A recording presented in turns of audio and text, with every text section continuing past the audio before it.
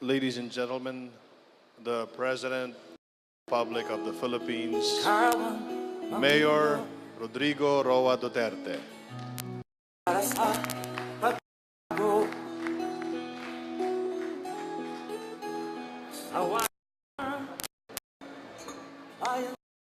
Kindly sit down, sir. Magandang gabi, sir.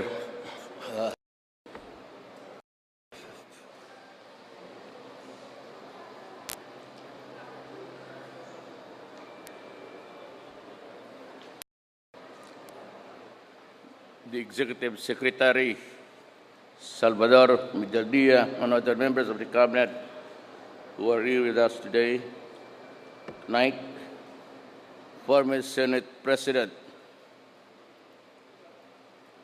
and my Speaker, Manny Villar, other members of the House of Representatives, the Armed Forces of Chief of Staff, General Carlito Galvez Jr., and the other members of the service commanders, fellow workers in government, ladies and gentlemen, I leave tonight for my first official visit to the Republic of Korea. I am deeply honored by the invitation of His Excellency President Moon Jae-in. The ties between the Philippines and the Republic of Korea are long and deep. Nearly 70 years ago, we stood side by side in defense of freedom and democracy. Today, we stand shoulder to shoulder in advancing our shared aspirations, threats to our nation and our peoples, and in our there is much to learn from South Korea's experience and expertise. Despite seemingly insurmountable challenges, the Republic of Korea successfully transformed itself into one of the most advanced and progressive economies of the world. As a long-standing partner, the Republic of Korea has already joined the Philippines in our other efforts to achieve inclusive and sustainable development growth. Yet there is much room for even healthier growth across the areas of mutual interests. The Philippines stands ready to write a new chapter of closer ties, deeper amity, and more comprehensive collaboration with South Korea. In my talks with President Moon, I will explore ways to bring cooperation to the new level. This is or will be based on respect of sovereign equality and for the democratic ideas we both fought hard to secure. I will emphasize the importance of strengthening our partnership in defense and security, trade and investment, and political cooperation. I will likewise stress the need to work together to help achieve greater security by addressing conventional and emerging threats to stability in our country. I will meet with Korean business leaders and encourage them to be our responsible partners in our pursuit of economic growth. This way, we can actively contribute to our objective in providing comfortable life of our people.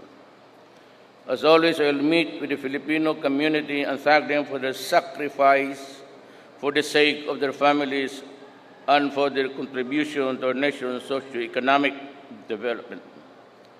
I will renew this pledge to them and to you tonight. Our present and future efforts to seek reinvigorated partnerships with South Korea and indeed with all the other countries shall always be grounded on national interest, common goals, and adherence to the time-honored principles of international law. I leave tonight on this commercial flight for Incheon Airport, humbled by your support and emboldened by your desire for meaningful change for our nation and people. I hope to return with greater gains for our country as we forge a stronger friendship with South Korea.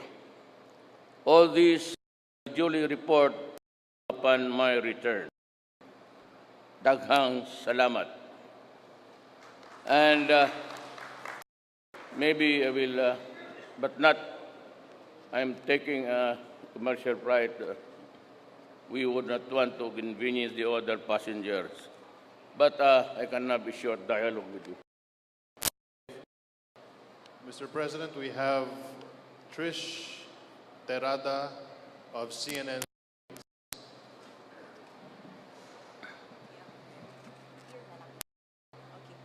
Hi, sir. Good evening. Sir, there are recent protests and clamor against the train law and the increasing prices of goods. There is a petition to suspend the train law. Is this something, sir, that you would like to consider amid these clamor? And at the same time, is it something that you would, if not, how do you plan or how does the government plan to address this? That the wage hasn't been raised yet. Well, the law was enacted by Congress. I leave it to Congress to decide whether or not to amend or suspend or modify the law. I leave it to Congress. There's no value in giving much chance of what I want. Because kung sabihin ko naman na because we need it for the build, at kung sabihin ng kita natin, wala naman akong magawa. At kung sabihin naman nila, well, we'll just have to bite the and go on, wala rin akong magawa kung yan ang decision nila. I understand that the Labor Department is already moving, asking for the wage board to increase the minimum wage. But sir, on your part, sir, do you have any call or message to business owners, employers about this to address lang, sir, the clamor for a higher wage amid the rising prices of goods? Well, for one thing, we cannot legislate. Actually, cost of money is a matter of a cycle of economy. But let me just give you, although it is not totally the excuse. Alam mo kasi, there seems to be a self-flagellation amongst a large number of Filipinos. Predicate lang to. Right after the Second World War, everybody was into rehabilitation of their countries. And the United States did it for Japan. Maybe of the sense of guilt what happened in Hiroshima and Nagasaki of the atomic bomb. Philippines was also compensated. But we went to war because we wanted it. It was imposed on us because we were a colony of another country. But we suffered. The destruction of that country was massive. Manila was flattened and many died. Post-war, lahat nagre-repair na. And although it is not, I said, an excuse for anybody, sabi nila ang Philippines was second to Japan only in the rate of how it was evolving. Ngayon, nahuli na tayo. Was second to Bangladesh, which is the last in the list. Alam mo, remember that yung mga kapitbahay natin had the commodity na binigay ng Diyos sa kanila na wala sa atin. And what was that? It's oil. Meron silang oil. Lahat ito makita mo is a product of oil. Everything that you see. Lahat yan yung it's run or made by machine, lathed or powered by oil. Indonesia had it. Malaysia have it. Brunei meron. Tayo, we were at the mercy of the oil-producing nations. And sometimes in 1972, there was this reduction of supply. And there was, in the country, we had to go to a coupon to buy the oil. Until now, ang oil pa rin. Pag tumaas ang oil, talagang maghabol tayo. And we need it to run our lights tonight, my talk here, lahat. Lahat makita mo is oil na wala sa atin. Pagka bumaba yan, bababa lahat. Kaya ganon. I mean, it could caution the impact of a worldwide, maybe recession in some other countries. America just maybe recovered, I don't know. But tayo hirap because we have to import oil. Wala tayong supply niyan.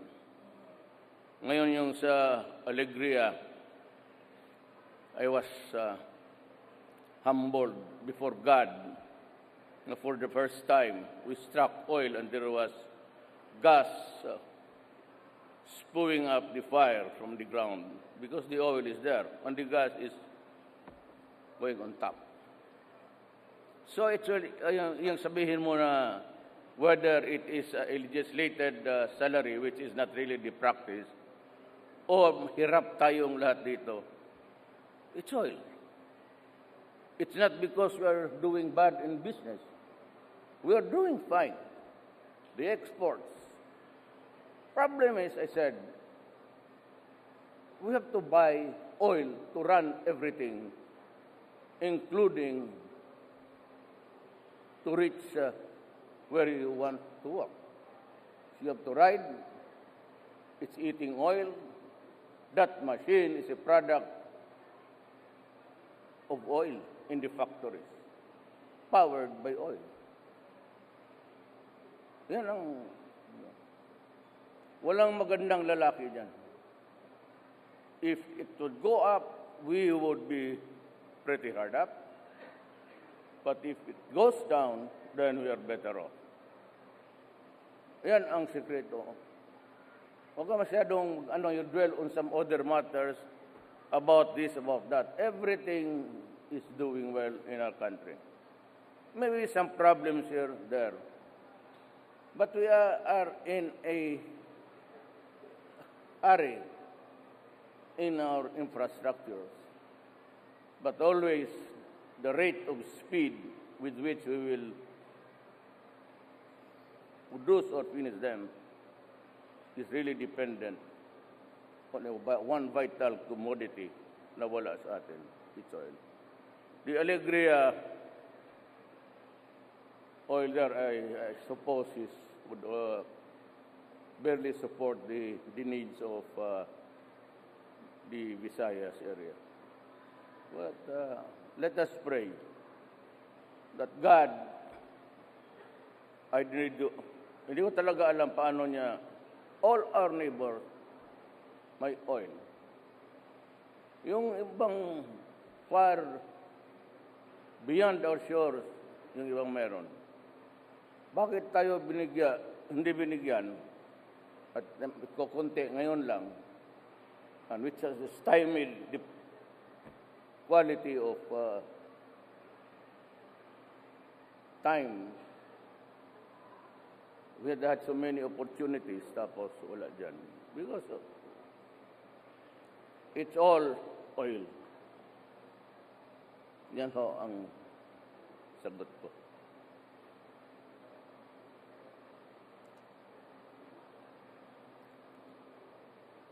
Thank you, Mr. Yes. President. One more. Layo pa. Lady Vicencio. We are scheduled to depart 12:20. I can address your question, about 30 questions more. Alright, thank you po. Good evening po, sir. To what extent po can we expect South Korea to be to help in the rehabilitation of Marawi City po? And if any po, do we have specific plans or programs already for this funds, if any? Sandali, ha? Kasi nakatulog ako. Every time sana, ganun mo yan. Dumikit ang, ayaw lumabas ang gago na hangin dito. Ano na? Ikaw Yes na po, ang- sir. Paano daw po makakatulong ang South Korea sa rehabilitation ng Marawi? Katulog ako rin sa atin? Well, a lot.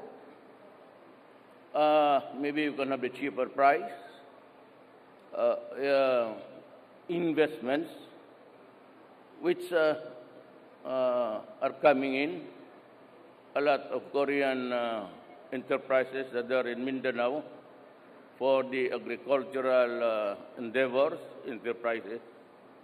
But the only thing there is that our country remains to be a little bit topsy-turvy. There are areas which we cannot go into agricultural manufacturing. Ideally, it should be near the place where you plant or grow. Pero ang problema nito, at ang even Davao is not ready for, it's not accessible. That's the word. Hindi mo na maka-access doon ngayon kasi maggulong. So, we're trying to find out if we can succeed in the talks with the Communist Party. I have invited Season. I do not have the clear answer. But I said, if you come home, I will guarantee your safety and your security. If the talks fail, I'd be glad to escort you here and see you leave the Philippine territory. Pero sana, huwag ka nang bumalik. It was not a joke. Actually, it's my sentiment na we have suffered a lot, resources, lives, and all. At sana matagumpay. Pero kung hindi naman, sabihin ko na lang sa iyo na huwag ka nang bumalik. Let's end this by just shaking our hands and we will resume the violent war. It leaves us no other alternative. But as I said, I'm willing to talk. Ako ang gagaranti sa billeting nila, pagkain lahat. At my condition is that no demand for coalition. That is not acceptable to me at all. And any other group, for that matter, asking autonomy, I will not and I will never agree of any splintered armed group na sabihin mo, well, for example, itong sa BBL, I might as well be frank. I will accommodate, I will move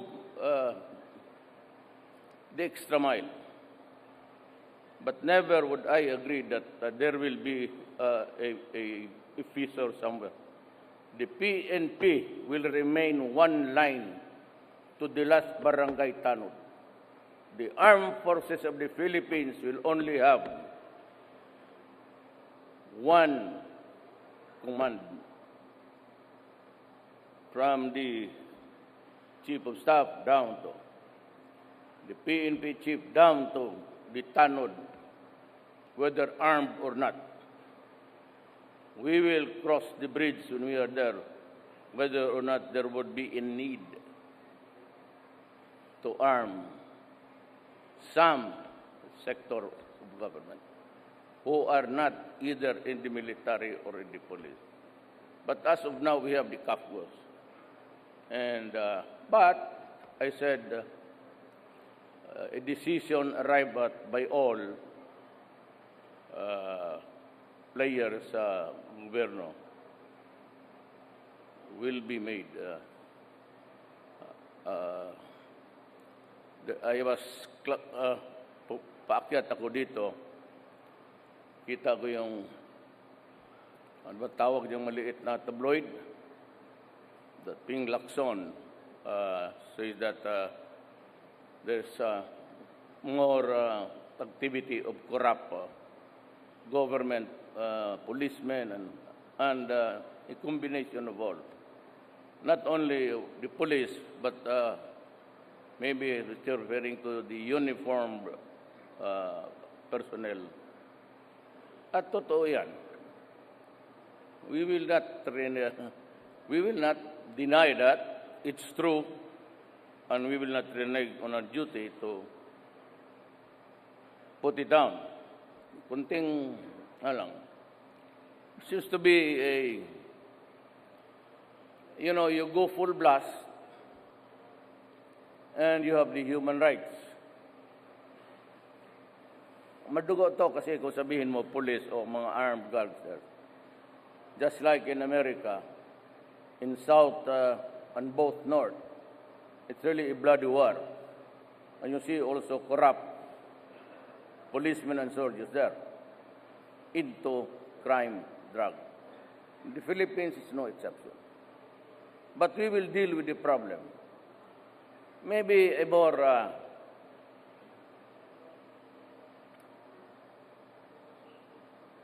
more industry. That's the word, more vigor. So I have this a national emergency, the one that I declared earlier, is really it's a measure that intends to, but all geared towards our so sacred oath and promise, lahat pati yung police pati military. We have that sworn duty, a sacred one, to protect the people and preserve the nation. And I will do it. We will do it. And it will be during our time. Sigurado yan. So long as everybody understands the problem, at hindi magyak-yak dyan sa, you begin to count the lives of innocent people lost. Do not begin to count the criminals, and maybe including the corrupt police and military men. Or, yung nasa gobyerno. And also, the corruption drive, anti-corruption will continue. It will be an effort that will be there. It's a constant thing. Corruption is hard to stamp out. But I have maybe a little more than what is required. We will clean up government, I assure you. With the recent reshuffling po in the PNP, with the officials in the PNP, do we have new or additional marching orders to the PNP?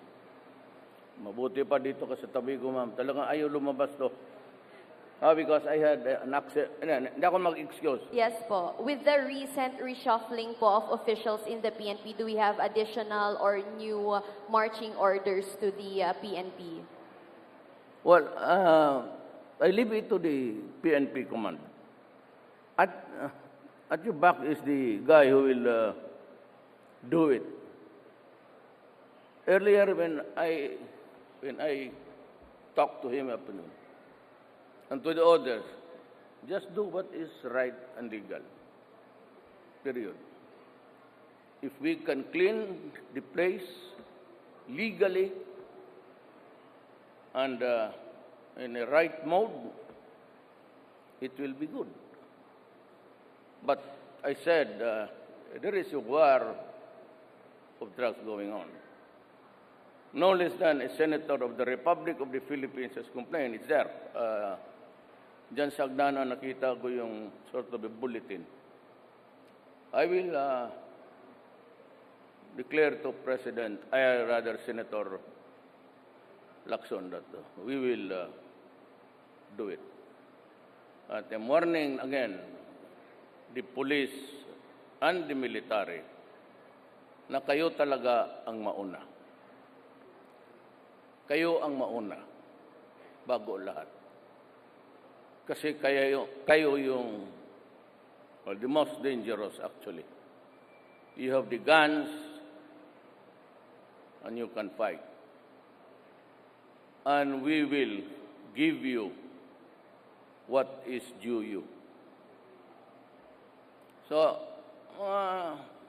human rights, take note of the problem, and maybe you can commission some of your members to be with the police and the military when they go out in the field to enforce the law. Thank you po. Thank you very much. Have a safe flight.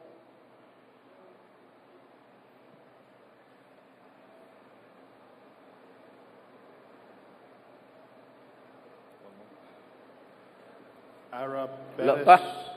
DCMM. Evening, Mr. President. Let me explain, ma'am, ha? Bakit? Hindi ako matanda na. Rin dito. I had this bad spill sa motor. Since then, I broke. So it's impaired. Hindi ko malabas-labas kaagad yung, it's something is blocking. Apo. Kailan So I'm kind of a disabled Yes. person. So that's What- my disability.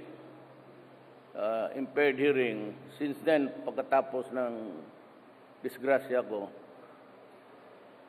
hindi na ako makarinig. Pero makita kung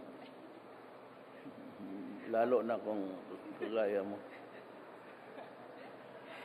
Mr. President, what are the concerns of the Filipino community in South Korea that will be expected to be tackled during your meeting with them?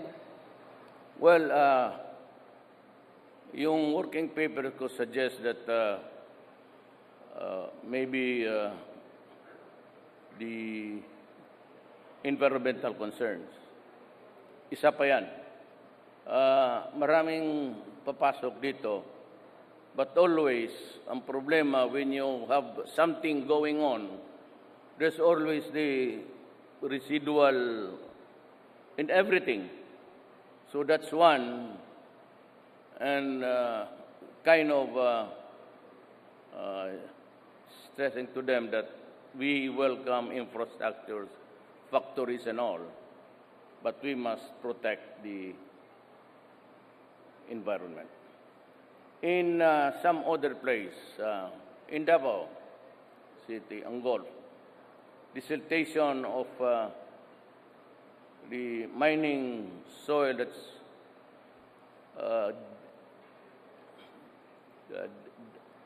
the residual soil just plays around. Whenever the rain, they go down because it's an open pit mining. So they keep on, and if you go around the country, makakita mo that there's devastation really. I might decide, of course, in consultation with Congress, but I want them also to see how the extent of the damage to the country, the interest of the country, have been, so that we can understand each other when we talk. The Philippines could only take so much. We cannot entertain all who want to mine in the Philippines. There has to be something of a stoppage somewhere. Ako, I am in favor of not granting anymore and altogether change the method of getting the minerals out. Open pit cannot be a solution, and even yung digging it inside. Meron kayong nilalabas sa ano, and it goes down, whatever, it goes down to the tributaries, rivers, and to the sea. And it has damaged not only the environment around, but it has damaged the marine life of many. And you see that when you ride, you fly, and you see so many communities, and the brown siltation covers an area already impossible to manage. I'd like just to say that ang bayan po nangailangan ng pera. But in this part of the investments dito sa mining, I would like to talk about it openly with the people in the coming days. I am not targeting it next year. I will do it this year. Maybe next year, baka wala na ako. You know, who knows? I want, as long as nandito pa ako sa mundong ito, I will do it while I am here. Lahat yan. And Boracay sing. Because ganito yan, it's a resort, international, first class. You know, I did not spend money for government just to accommodate yung mga mayayaman. It is not for them. That is why, kung meron ka, the remaining areas there, total agricultural pati forestal man, I have yet to see a document that says that it is also commercial and residential. So, ibigay ko na yan sa mga tao for agricultural purposes. Kapag hindi, kukunin ng mga may pera yan, gawin lang yan nila ng resort. Resort dito, resort doon, resort dito. And inland, mayaman, may mga mansion, mga resort, vacation houses, patay. Hindi ako gumastos dyan. Hindi ko inutosan yan si John Simato dyan maglinis para lang ibigay ko sa mga. No way. But I will most respectfully ask Congress to reserve a strip. Total ang commercial dyan, yung lang naman dagat eh. Yung puting sand, ano dyan, but beyond sa likod, wala na yan. But if you have the money, you can have the, you know, it's in keeping with the style. O may bahay ako doon na hindi ko lilinisin yan dyan para sa inyo. Ibigay ko yan from where it ends, it goes to the farmers. I will not allow residential. You will spoil everything. Kasi rarami yan. Then, saan pupunta yan? Goes to the sea. Again. Now, if you have a huge water treatment there, but can we afford it? Can they afford it? Same.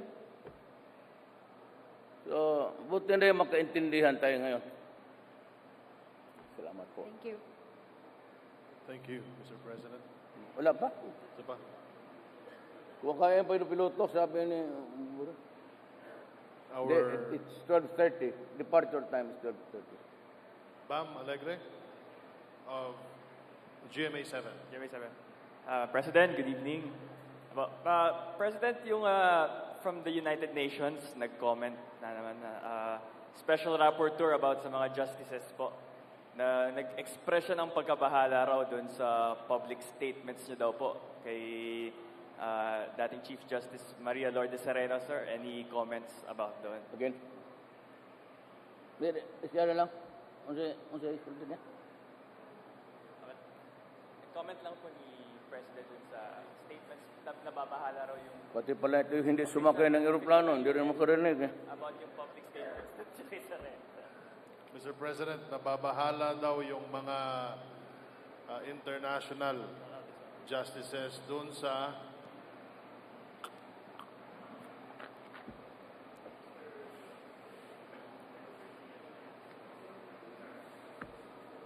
si Mr. Diego Garcia Sayan, a special rapporteur on the independence of judges and lawyers since December 2016.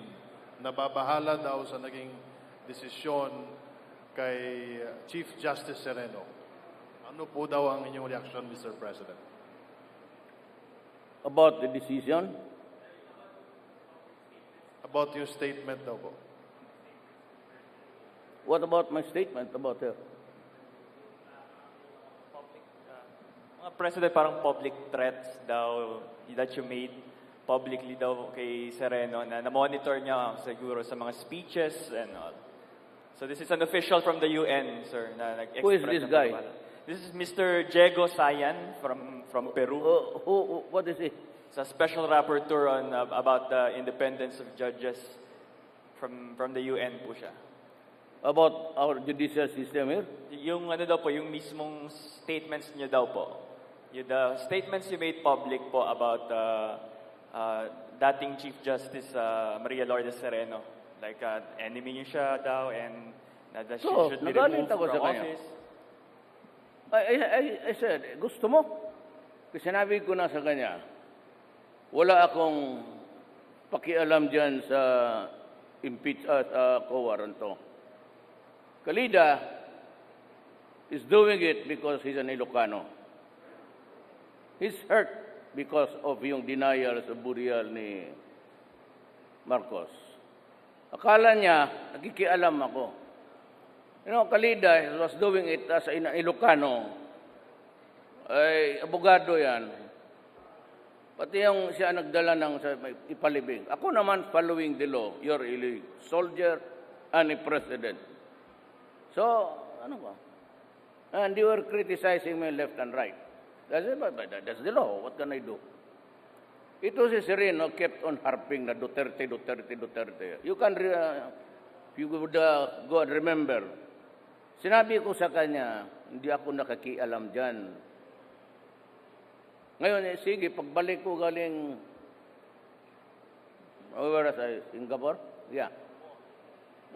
Sinalubong ng media ako, sinabi daw ni Sereno na may, kaya ako nagputok.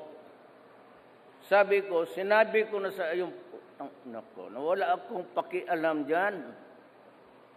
Magtanong ka ng isang congressman, ni isa lang. O senador na isa lang. Huwag na marami. House of Representatives, 200 plus yan. Magtanong ka kung may sinabi ko ba na i-impeach natin ito, whatever. Makibang isa ka dyan, bababa ako pagka-presidente. I will resign. Hindi ako nakikialam. Siya yung... Kaya ako nagalit. Why? Is it wrong? Sino yung rapporteur na yan? Mr. Diego Sayan is from Peru, sir. Diego Garcia Sayan, special rapporteur on the independence of judges and lawyers. He is not a special person, and I do not recognize his rapporteur title. Tell him not to interfere with the affairs of my country. He can go to hell. Sabihin mo. Kikaalam sa, that's an internal problem of the country. He should not meddle it, with it, brother. Yan alam man ninyo bakit ako I exploded. Kasi sinabi ko sa kanya, wala, sinabi ko na sa iyo, hindi ako It is not my habit, actually. Hindi ko pinapakialaman niya, dap na yan, sinong nagkapera dyan, sinong nagnakaw. I never issued any single statement against anybody about DAP. Kung sinong kumaukaw dyan, sabi ko, wala ako. Because I leave it to the ombudsman. Hindi ko naman, there's the ombudsman who can investigate. And if he decides to file a case against them, I will not. That's all, Mr. President. Thank you. Tinawag na tayo ng piloto. 12:20 daw, Mr. President. Thank you for listening to my outburst again. Walang pakialam. Sabihin mo yan, putang inang raportor na yan. Pumunta na sa impyerno.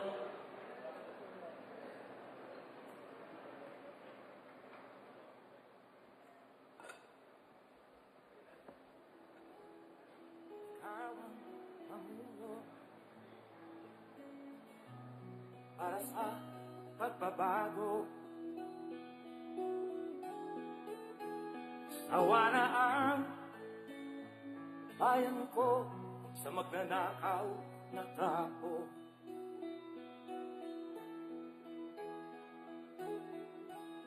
Madilim na kahapon, ikaw ang mataahon. Sa piling mo, di ko mawawala ang korupsyon.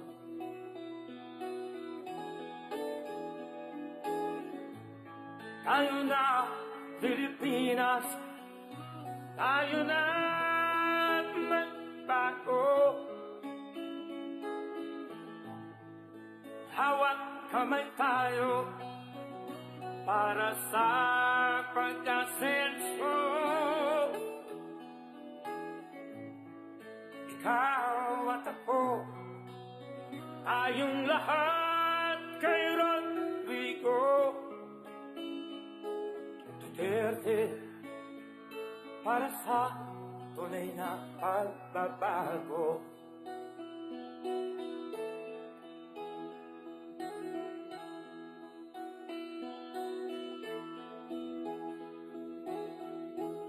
Masdan mo ang paligid, alamak mga krimen,